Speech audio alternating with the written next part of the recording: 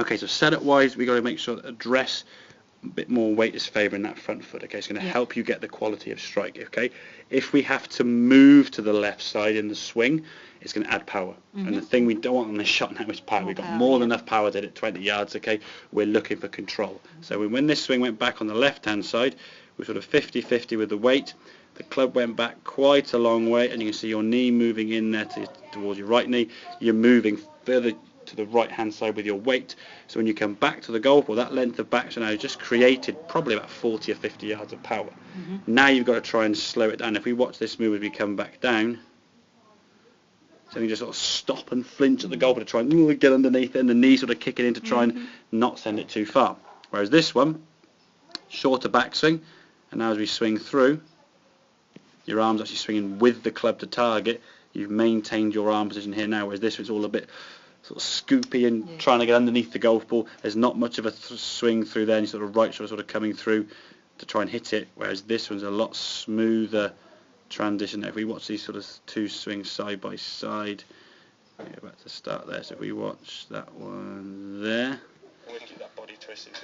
that was a nice move. But if we watch this one, you go back. There's a bit, there's that sort of drop and scoop to try, and that's that kind of flinch that you were getting when I put the arm back to throw the ball to me now 2 foot away. When your arm was way back up here, you went, ooh, straight away. It was like, too much power. You can't. Your brain kind of goes, oops, this is too hard. I need to reduce some of the power in some ways. And any time in the golf swing, if you're trying to reduce the power, good luck. It's not going to be an easy thing to do, okay? Because we want to control that club. I think Morgan was talking about gravity. If you're slowing down, gravity is going to be pulling that club down even more. So the club's going to generally sort of hit the ground behind the golf ball, and the ball goes somewhere there. Then, of course, with the ground being struck, your brain goes, oh, I've hit a bad shot, hit the ground. Let's miss the ground on the next one. Then you catch half golf ball, and it's like whoosh across the green like a rocket, and you think, oh, hang on a minute. The same swing, okay, it's at 10 foot or 40 yards.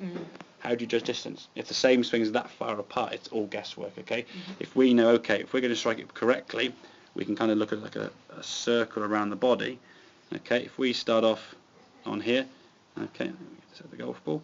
If the golf club doesn't move, stays there, the ball goes nowhere, okay? If the club goes there, that's 10 yards, 20, 30, 40, 50, and so on and so forth. So for a small chip, swing it back to there, and we just swing through.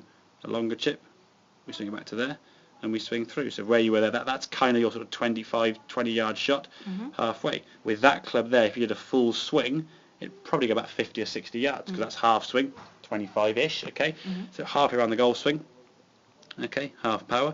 Get a nice strike of the golf ball, the arms are just swinging through there, there's no sort of flinch or stop.